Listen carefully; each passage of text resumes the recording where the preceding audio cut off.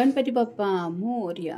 आज का टॉपिक है दोपहर के वक्त की उनके दिल की बातें और क्या हो सकती हैं वो बातें, ये जानने की कोशिश करेंगे। आज की रीडिंग से टारो में से लेंगे 6 कार्ड्स और ओरेकल में से भी लेंगे 6 मैसेजेस। तो शुरुआत करते हैं कार्ड शफल करके।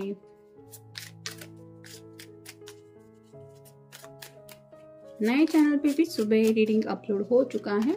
जिन्होंने अब तक विजिट नहीं किया है वो वहां पे जाके रीडिंग चेकआउट कर सकते हैं इफ यू वांट।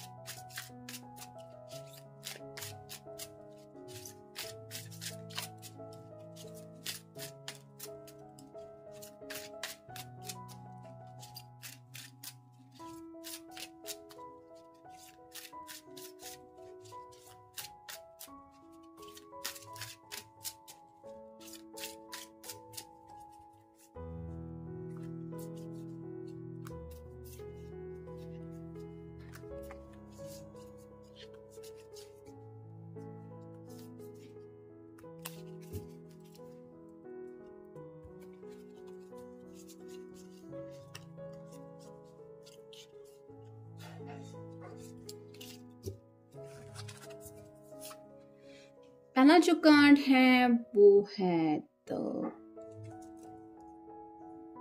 मैजिशियन का। यहाँ पे इन्फिनिटी सिंबल है, यानी कि कई सारे लोग हो सकता है ट्विन फ्लेम कनेक्शन में हैं।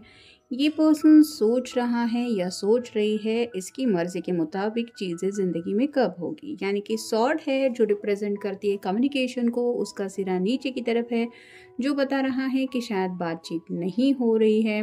वैंड है यानी कि जितना ज़्यादा एक्शन प्यार में लेना चाहते हैं वो भी नहीं हो पा रहा। और पेंटेकल है जिसके ऊपर स्टार है जो रिप्रेजेंट करता है इसकी विश को, लेकिन चेहरे पे तो इसके सैडनेस दिखाई दे रहा है। और कप भी है जिसमें शायद कुछ भी नहीं है, यानी कि खालीपन है। सैटरडे होने के बावजूद भी शायद आप दोनों एक दूसरे के साथ नहीं हैं या फिर एक दूसरे से मिले ही नहीं हैं। फिर क्या फ़ायदा ये सब दिल में जज्बात होने का, ऐसा कुछ सोचा जा रहा है। फिर है queen of swords, air sign Gemini Libra या फिर एक्वेरियस। क्लियर कम्युनिकेशन कुछ करना चाहते हैं या करना चाहती हैं, यानी कि अगर आपको काफ़ी ज़्यादा मिस किया जा रहा है तो उसके पीछे वजह क्या है ये शायद वो आपको बताना चाहते हैं। फिर है 2 of wands, fire sign Aries, Leo या फिर सैजिटेरियस। दुविधा में है, बात करे या ना करे। मतलब शायद आपकी तरफ से कम्युनिकेशन की राह देख रहे हैं जो कम्युनिकेशन हो नहीं रहा है और इंतज़ार कर करके ये थक रहे हैं, जिसकी वजह से सोच रहे हैं कि मुझे क्या सामने से बात करनी चाहिए। और शायद कुछ बोल्ड बातें हो सकती है क्योंकि ये क्वीन ऑफ सॉर्ड का जो कार्ड आया है वहाँ पे थोड़ा बोल्ड एनर्जी महसूस हो रही है। तो शायद कुछ बोल्ड बातें ये आपको बताना चाहते हैं, जिसका रिएक्शन आपकी तरफ से क्या होगा इसके बारे में शायद ये सोच रहे हैं। फिर है 10 of pentacles, earth sign, Taurus, Virgo या फिर कैप्रिकॉर्न। जैसे ये पर्सन इसको कन्विंस करने की कोशिश कर रहा है कि मेरी ज़िंदगी के दरवाजे तुम्हारे लिए खुले हैं, तुम जब चाहे मेरी ज़िंदगी में आ सकती हो। यानी कि मोस्टली ये पर्सन घर बसाने के बारे में सोच रहे हैं। और कुछ लोगों के साथ ये भी चल रहा है कि शायद ये आपको अपनी फैमिली से मिलवाने के बारे में भी शायद सोच रहे हैं।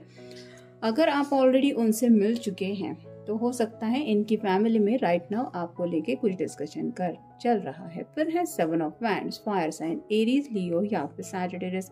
काफ़ी कुछ इनके दिलो दिमाग में प्लान है, जैसे एक के बाद एक सभी इकट्ठा करके रखे हैं इस पर्सन ने बैंड, और एक बैंड लेके ये रेडी है। तो किसी एक एक्शन प्लान के ऊपर राइट नाउ ये काम करना चाहते हैं या कर रहे हैं, लेकिन वो अगर सक्सेसफुल नहीं रहा तो प्लान बी भी उनके पास रेडी है, सी डी ऐसी लिस्ट है।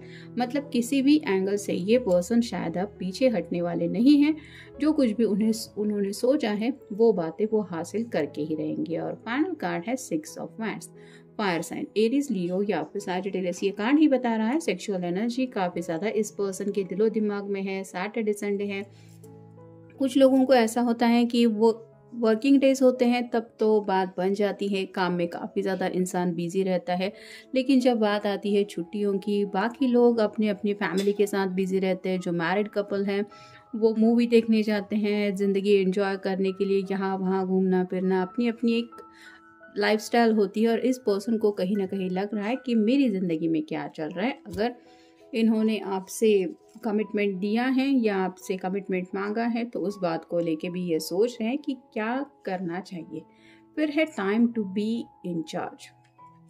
तो अब जाके कहीं इस पर्सन को लग रहा है कि अगर मुझे अपनी ज़िंदगी सही ट्रैक पे लानी है, जैसे बाकी लोगों की ज़िंदगी में क्या चल रहा है ये देख के मुझे कुछ बेनिफिट नहीं मिल रहा या फिर नहीं मिलने वाला, उससे तो सैडनेस ही फील होगा। बाकी दोस्त अगर मैरिड है, किसी की एंगेजमेंट हो गई है, कोई कहीं पे घूमने जा रहा है, किसी की कुछ ज़िंदगी में अच्छे रिश्ते वगैरह आ रहे हैं, वो चूज़ कर रहा है, तो इससे इस पर्सन को क्या फ़ायदा। तो इन्होंने शायद अब सोचा है कि time to be in charge, खुद ही अपनी ज़िंदगी के फैसले लो, या फिर अपनी ज़िंदगी अगर सही तरीके से जीनी है तो उसके लिए खुद ही कुछ करना पड़ेगा।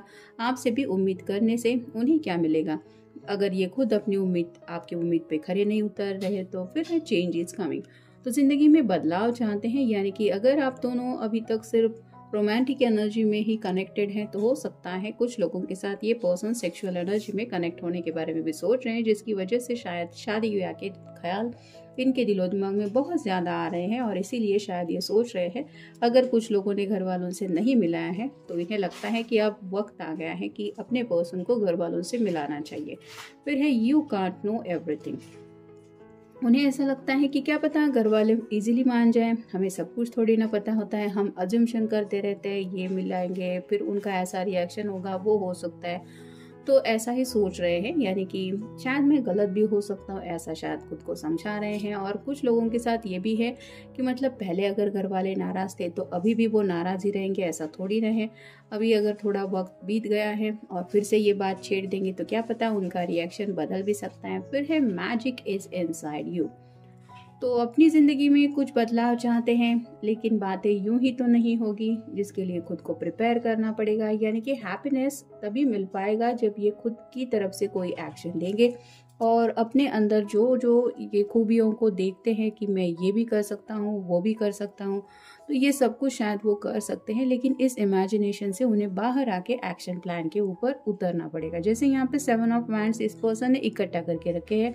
प्लान ए रेडी है, बी रेडी है, सी रेडी है। सिर्फ प्लान करने से कुछ नहीं होगा, उस प्लान के ऊपर काम करना भी पड़ेगा। ये शायद बात वो आज ज़्यादा सीरियसली सोच रहे हैं। फिर है फॉलो योर ओन रूल्स।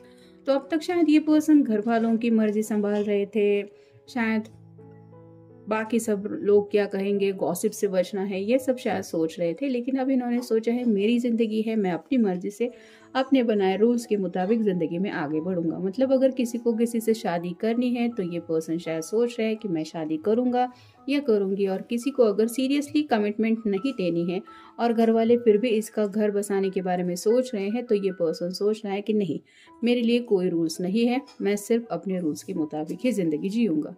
और फाइनल कार्ड है स्टॉप एंड ब्रीथ। तो काफ़ी ज़्यादा इन्होंने सोच लिया है और कई सारी बातें हैं जिनको सोच के शायद इन्हें फ्रस्ट्रेशन भी फील हो रहा है। मतलब हर कोई जब शादी के लिए पीछे पड़ जाता है तो एक अलग एनर्जी फील होने लगती है। ऐसा लगता है मेरी शादी है, आप लोगों को इससे क्या करना है, मेरी ज़िंदगी है। और प्रॉपर अगर वैसे रिश्ते भी नहीं आ रहे होते, और जब भी ऐसा होता है कि एक स्पेसिफिक माइंडसेट होता है जिसके लिए हम रेडी होते हैं तो पता चलता है कि हाँ now it's time to get married.